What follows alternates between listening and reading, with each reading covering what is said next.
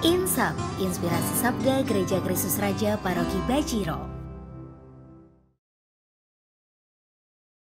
Bapak Ibu, saudara-saudari dan rekan-rekan muda yang terkasih, selamat jumpa kembali bersama saya dalam Inspirasi Sabda hari ini. Apa kabar Anda sekalian?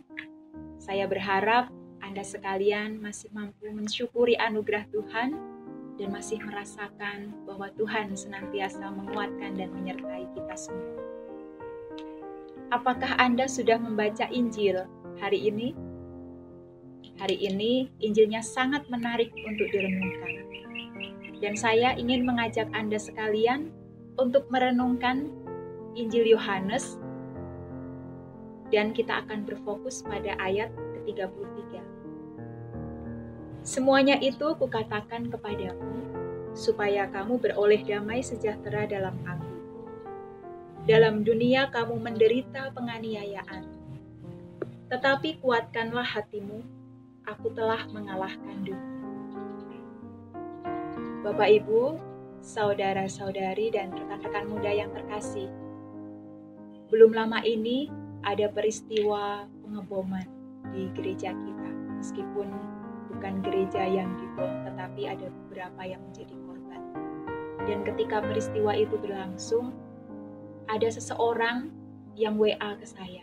Dia mengatakan begini, "Suster, mengapa sih kita yang selalu dimusuhi dan kita yang selalu menjadi sasaran serangan? Padahal kita nggak salah apa-apa. Kita nggak ada urusan sama mereka. Tapi mengapa kita yang selalu diserang? Suster, saya menjadi takut untuk pergi ke gereja." Kurang lebih seperti itulah curahan hatinya yang waktu itu ia katakan kepada saya.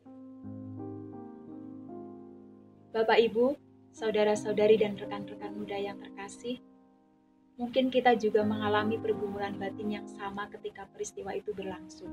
Bahkan mungkin sampai hari ini. Di mana-mana terjadi kerusuhan, membuat kita merasa takut, tertekan, bahkan juga terancam. Pergumulan batin karena situasi yang demikian sungguh tidak mudah untuk diatasi. Bapak Ibu, saudara-saudari dan rekan-rekan muda yang terkasih, penganiayaan juga sering kali terjadi di sekitar kita.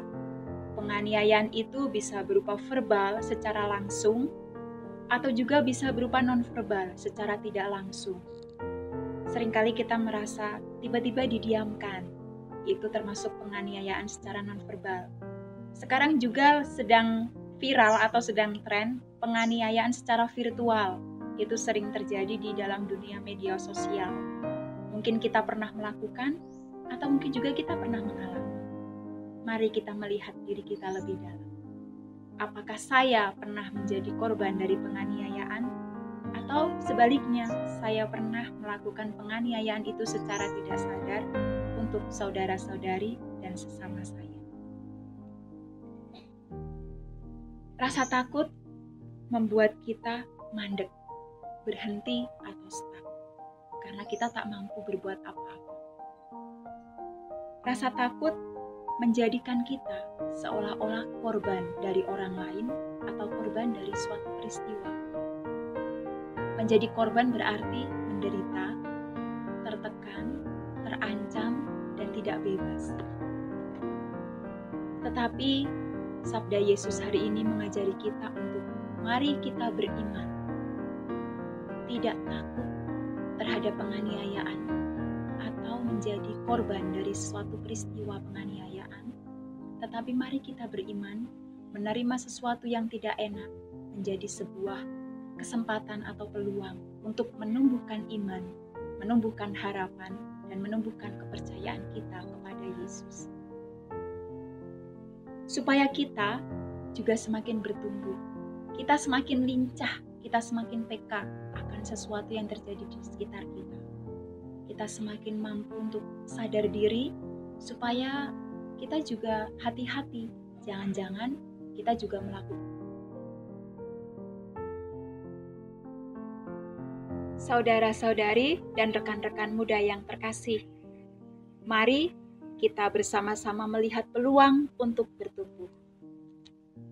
Tekanan, penganiayaan, ancaman memang seringkali membuat kita merasa takut.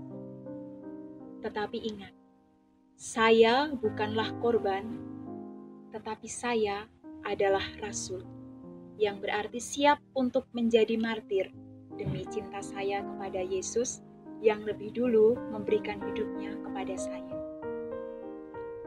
Hari-hari ini kita sedang menjalani novena dalam penantian Roh Kudus. Sebentar lagi kita akan merayakan Pentakosta.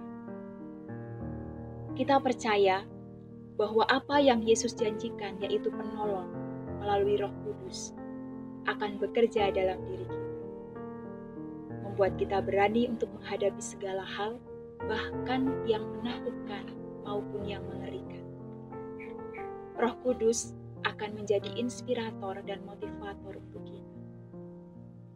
Maka kita tidak perlu takut, kita tidak perlu cemas, dan kita tidak perlu gelisah.